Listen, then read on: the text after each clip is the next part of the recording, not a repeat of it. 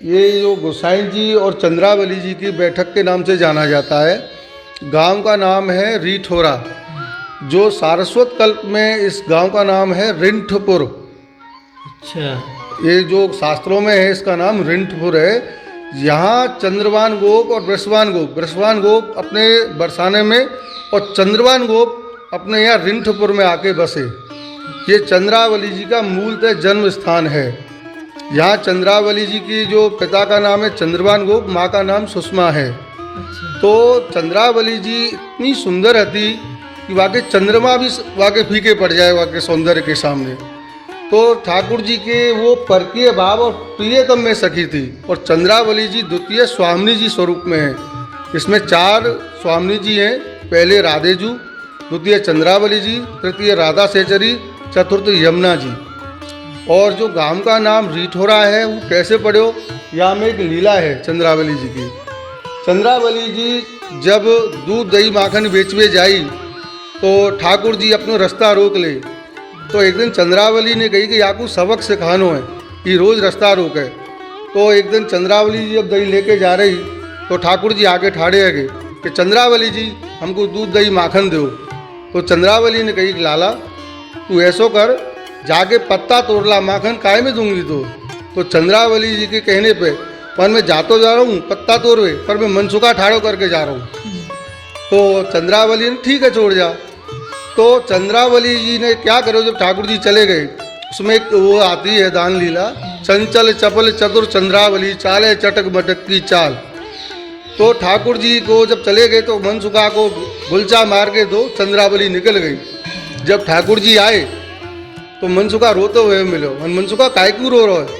पन कि भैया वो चंद्रावली जी पीट के भग गई है, क्या वजह तो मैं रो रहा हूँ। तो ठाकुर जी को थोड़ो भयो कह रहे मैं दुनिया को छलूँ, ये मोह को छल गई, तो वन की यासो बदलो लेनो है। तो चंद्रावली जी के छलन को मन में कियो विचार, रूप जनानो धर रहे बन गए नरसो नार। ठाकुर जी सखी भेष धारण कर लियो और वाकु परीक्षा लेवे को काजे पहले यशोदा मैया के पास गए। और मैया से कही मैया तेरो कहना बड़ो नटखट है, हमें बड़ो तंग करे, हमारे रोज माखने चुरावे, अगर तू वाक ना रोकेगी तो मैं कंस राजा से कह दूंगी। तो मैया डर गई।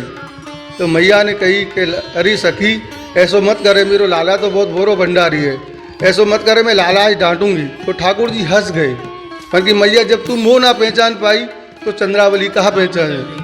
तो या फिर चंद्रावली जी को छलवे को रिंठपुर गांव में आए। रिंठपुर में आके सब सखीन से पूछी कि भाई चंद्रावली कौन सी जगह रही। तो चंद्रावली जी को यहाँ स्थान है ऊंची अटरिया जाकी लाल केवरिया दही बिलोवे चंद्रावली। तो वह समय चंद्रावली दही बिलो रही थी। तो ठाकुर जी ने दरवाजो खटखटाया, खटखटा के कही वन चंद्रावली गई कौन? वन में तेरी मौसी की बहन हूँ। वन मेरी मौसी की बहन? हाँ। वन की बड़ी दूर की मौसी की छोरी हूँ, तू केवार खोल। तो चंद्रावली ने केवार खोली। वन बहन तू कैसे? वन बहन में बड़ी आतों से मिलवे को आई हूँ, तो चल भीतर बतराएंगे। तो जब ठाकुर जी चलने लगे तो चंद्रावली चतुरी तो वहाँ ने कही कि बहन तू भरोतो ना माने, वरना तेरी चाल तो मर्दानी सी लग रही है। तो वहाँ ने कही बहन मैं क्या करूँ, मेरे सास लड़न हारी है, जल्दी जल्दी काम करना पड़े, या वजह से मैं जल्दी चलूँ तो मेरी चाल तेज हो गई है। फिर ठाकुर जी जैसे बाबू मिले तो वहाँ की बहन भरोतो मान, तेरी छाती तो मर्दानी सी लग रही है। वन कहा करूँ बहन मेरे नौनो बच्चा भाई सबको दूध पाया जाती मेरी छाती सूख गई है। फिर जब जो दोनों खाने को बैठे कि बहन तू बहुत जल्दी खावे आदमी की तरह, तो वानी बहन कहा करूँ मुझ जल्दी दुबक दुबक के खानो पड़े, मेरी सास खानो ना दे, या वजह से जल्दी खानो पड़े। ऐसे करके पूरी रात चंद्रावली चली।